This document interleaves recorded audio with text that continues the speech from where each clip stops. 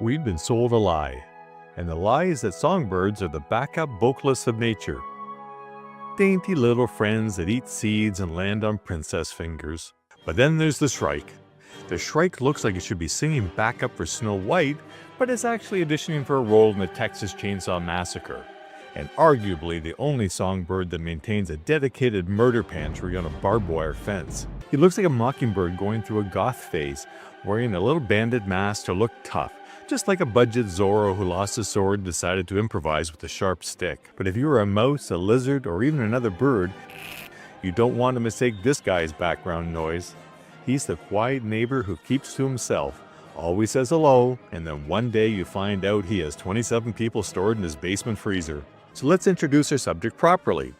The scientific name, Lanius ludovicianus, which means the singing butcher. He doesn't look like he can throw hands, he doesn't have the impressive claw of a hawk and the speed of a falcon.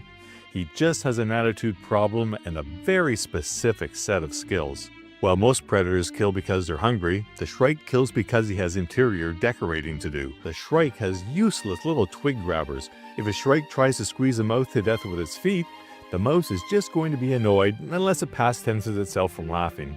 So nature gave the shrike a loophole. It's called the tomial tooth. Or tomial tooth? Tomial tooth? I don't know. Anyway, a tooth. It's really sharp. He targets the neck to force a permanent system reboot on the spinal cord. He clamps down onto a lizard and headbangs it like he's trying to win in a mosh pit at a Slipknot concert. This creates 6 G's of force.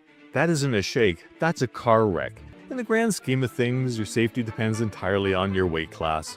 If you're a grasshopper, don't buy green bananas, you won't be around to eat them. If you're a mouse, go ahead and update your will because your credit score is about to expire along with your heartbeat. As humans, we get a pass. Just pray you don't get reincarnated as a lizard, because if you do, the shrike is going to turn your next life into a very short, very painful art project. So the shrike uses the environment as a prosthetic limb. Thorns, barbed wire, sharp twigs. He impales the victim to hold it steady while he carves it up. But it gets darker. The lubber, or red-shanked grasshopper, is a walking chemical spill. It's toxic. If a normal bird eats it fresh, they get sick or expire. The shrike knows this, so he impales the grasshopper and other noxious insects like the monarch butterfly and the eastern narrow-mouthed toad and leaves it there for days. He isn't just storing it, he's aging it. He waits for the toxins to degrade. Male shrikes build the most gruesome displays possible to attract females. Nothing says I'm a good provider like a thorn bush decorated with 25 corpses. It's like King Joffrey's idea of interior design.